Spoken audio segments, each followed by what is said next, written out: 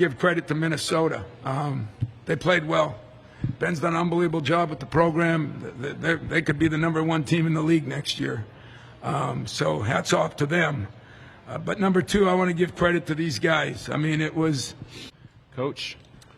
Yeah, I thought, to start the game, I really liked our mentality. I really liked our approach to be able to build the lead. I thought we had pretty good momentum, which was good to see. That was my challenge to them is how can we start today in just in an aggressive, positive way, and I thought we did that.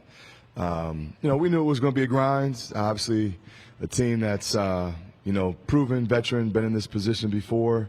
Kind of a must-win game for both teams. So we knew it was going to come down to details, and I just thought in the second half, probably about right around the midway point, we couldn't get consecutive stops, and we had a couple tough possessions offensively where we couldn't get the ball to fall. But liked our guys compete, liked their mindset, and it's a tough one for us. Questions for the student athletes. We'll start with Marcus in the middle, the second row. Question for Parker and Dawson. Just talk about the environment there, playing at home. It seems like a lot of your fans came out and supported you. And to begin the game, did you think that gave you some energy? Parker, then Dawson. Yeah, I thought the energy was even better than I kind of expected it to be for a Thursday at 11 a.m. Our fans were out. Just Big Ten fans in general were out, and it was a fun atmosphere. And then I haven't played on the Target Center court since I was in third grade, and to be able to go back out there and play there again was pretty special. Unfortunately, it didn't go the way we wanted it to go, but proud of the way that we fought, and proud of the way that our fans brought energy to help us kind of lift us up. Dawson. Yeah, our fans, they definitely lifted us up, and especially when we went on runs, I could really feel the environment. Felt like we were at a home game. So, props to our fans. They always bring it much respect. On the right-hand side, second row. Dawson, Parker, what was it about Michigan State that kind of gave you guys fits in the second half where you couldn't get over that hump and find a rhythm offensively? Parker. Yeah, I mean, like Coach said, they're a veteran group. Malik, Tyson, AJ, they're veteran guards. We knew they weren't just going to go away. We had the lead going into half, but we knew it was going to be a whole other battle in the second half, and they just did some things offensively that we weren't able to execute with our defense. We had a really good plan. Our coaches put in a really good plan for what we wanted to do defensively, and some of that unfortunately broke down. And then they go out and we weren't able to stop some of their stuff. So tip of the cap to them, but we want to play better than that, and unfortunately we didn't today. Questions for the student athletes. On the front row, in the middle. Parker Fox, I got a question for you. Can you just wrap up kind of like what it's been for you to play at home in front of these fans, and like what this Minnesota experience has meant to you?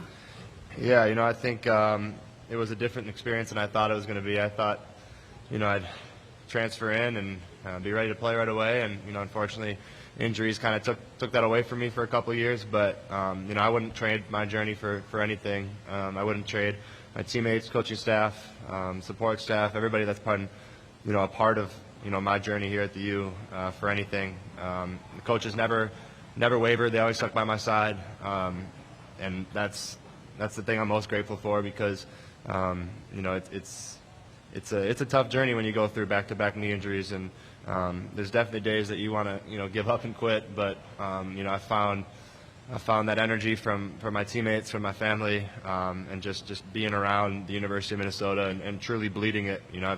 I've bled it for a long time. I've bled maroon and gold since I can remember, and being a part of this team and being a part of this university was truly something really special, and I'll never forget it.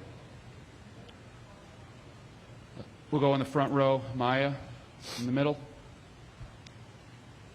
Hi, Maya Flappy with Gopher Hold. Dawson, Tom Izzo only had good things to say about you, and he said he talked to you after the game. Can you talk a little bit about that and how that makes you feel? Yeah, it's much respect. He's a legend in the coaching game, and he always gets his guys to play hard and play well. So it definitely means a lot. You know, it's unfortunate we couldn't come out on top and put ourselves in a position where we control destiny. But at the end of the day, you know, it's much respect to him and their team. One or two more for the student athletes. Go back to Marcus in the second row on the left-hand side.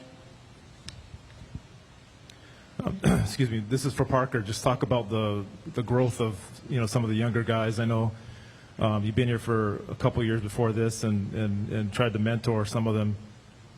Yeah, you know, before Coach came to the locker room, I, you know, just basically said to the guys, you know, this has been such a fun year. You know, with the last 2 years not being able to win as much, and then this year we turn around and, you know, we had some pretty good winning streaks, and you know, even games where we weren't winning, we were competing really hard and just doing some really good things offensively and defensively, and just being able to see the guys grow. You know, a kid like Cam Christie is, you know, you see the work that he puts in every single day. It's no surprise he's, you know, the talent that he is on the court. And then, I mean, you can go down the line from 1 to 15. You know, I think we got a group of guys that we're truly bought in, and you know, I hope that the NIT gives us a chance to keep playing, because we got guys that you know, want to be here and want to play and want to continue to play, and want to continue to grow as a group, not just as individuals. And I think that's what's really special about this team.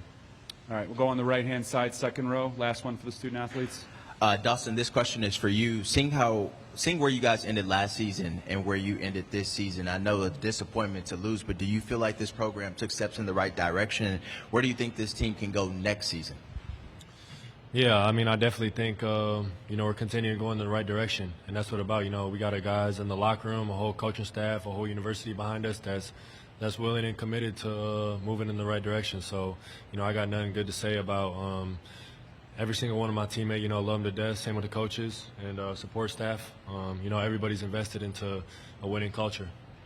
All right, thank you guys. Head back to the locker room. We'll continue with questions for Coach Johnson. If you have a question for Coach, we'll start on the right-hand side, front row. Ben, we talked on Tuesday about defensive issues that you guys had towards the end of the year. First half, it looked like you guys played better. What did you feel like maybe didn't work in the second half against Michigan State? Yeah, I thought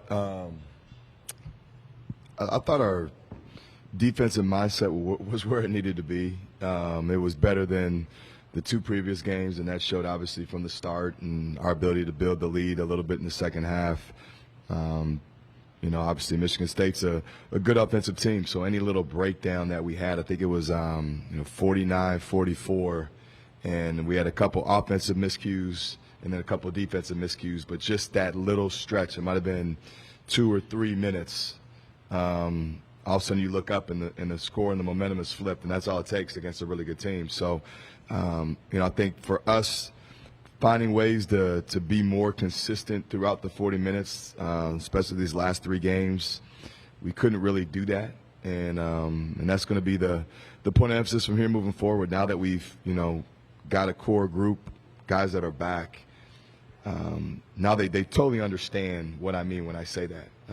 Again, sometimes you got to go through it to fully feel it and believe it, and now it's proof, and so you know, it's something to build on.